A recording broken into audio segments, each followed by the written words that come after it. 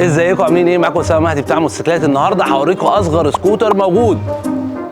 هو فين يا عمرو؟ اهو هنوريكم اصغر سكوتر اللي هنراكبه. تعالوا بقى يلا بينا. مش عايز اقول لكم الحجم بتاعه عامل ازاي.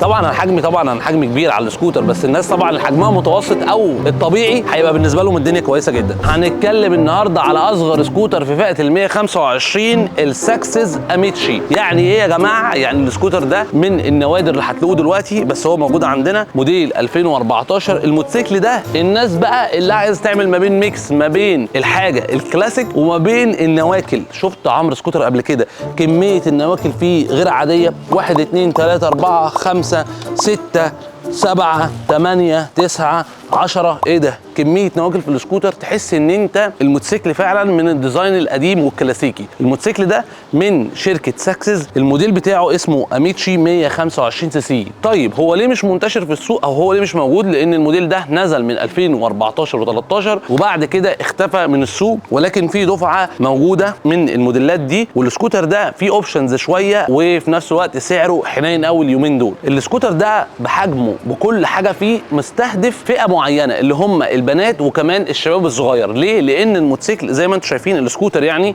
زي ما انتم شايفين كده حجمه صغير وفي نفس الوقت السي سي بتاعه قليل وخفيف على اي حد هيركبه. فلو انت بنت بتدوري على سكوتر كستارت تركبيه تكسري فيه ان هو تبداي بس كده تركبيه، هيبقى بالنسبه لك ده حل كويس جدا. لو حد عايز يجيب لابنه او بنته سكوتر صغير جوه كومباوند يلف بيه، هيبقى برده بالنسبه له الموضوع ده كويس جدا. طيب نتكلم بقى على التفاصيل بتاعته عمرو، عشان خاطر الاذان هيدن خلاص واحنا في اول يوم رمضان. برده 125 سي سي بيطلع 9 هورس باور، يعني يا دوبك على قد شكله وحجمه مش اكتر ولا اقل. طبعا هو واحد سلندر، التبريد بتاعه تبريد هواء. طبعا السكوتر زي ما انتم شايفين الشكل بتاعه كلاسيكي. الحجم بتاع الكرسي كبير جدا، بص كده الحته ده وسعه من جوه.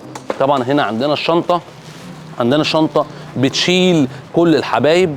سعه التخزين بتاعته 6 لتر وده حاجه كويسه جدا، هيفضل مكمل معاك البنزين. هنا عندنا الشكل بتاعه، ده سكوتر استعمال يعني بتاع عميل احنا بنصوره، ماشي 200 وحاجه كيلو. طبعا هو سرعه 140 بس هو مش هيجيب معاك غير ال 100 او 90. ده عداد البنزين بتاعه والاشارات والفلاشرات. ممكن نوريكم النور ثانيه واحده. ده كده المنظر بتاعه من النور اللي قدام. عايز اوريك حاجه كده من قدام. كلنا بنشوف المساعدين بتاعت الاسكوترات بتبقى صماء كده. بص المساعد شكله هنا مختلف ازاي.